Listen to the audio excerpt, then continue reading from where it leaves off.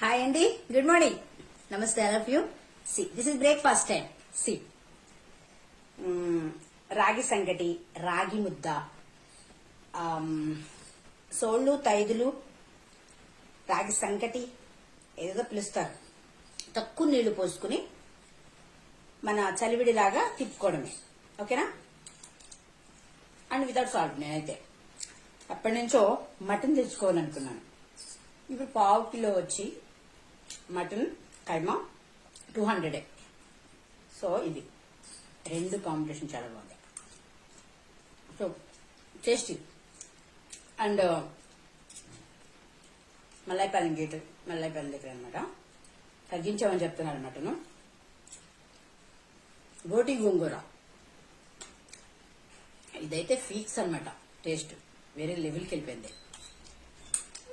One thing అండి, మన life లో ఏదైనా ఒక ఎస్టిమేషన్ గా ముందుకు వెళ్ళాలి.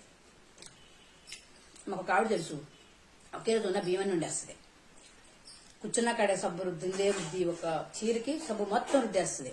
వాళ్ళమ్మ గోలు పెట్టి చెప్పేది మాకు. అంటే కొంచెం మానసికమైన రోగం అనమాట.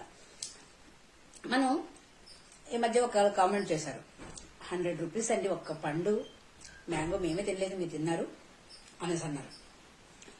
అంటే ఏదైనా ఒక ఎస్టిమేషన్ తో ముందుకు వెళ్ళాలి. ఆ విషయంలో ఐఎమ్ ఇంటెలిజెంట్ అని చెప్పొచ్చు. న్యూ ఎపిసోడ్ అని చెప్పుకోవడానికి ఓన్లీ 1 చున్నీ చాలు. ఒక 1000 రూపాయలు ఖర్చు పెట్టి ఒక మంచి చీర కొనాల్సిన పని లేదు. సో ప్రతి దానిలో కూడా లైఫ్ లో ముందుకు వెళ్ళాలంటే ఒక ఎస్టిమేషన్ తో నీ భార్యను చూడు, నీ పేరెంట్స్ ని చూడు, పిల్లల్ని చూడు, సొసైటీని చూడు, హెల్పింగ్ నేచర్ ఉండేటట్లుగా చూసుకో. బట్ ఎస్టిమేషన్ అలా ముందుకెళ్తే లైఫ్ లో ఎప్పుడు కూడా వెనక్కి తిరిగి చూడడం అండ్ నిరుత్సాహపడం.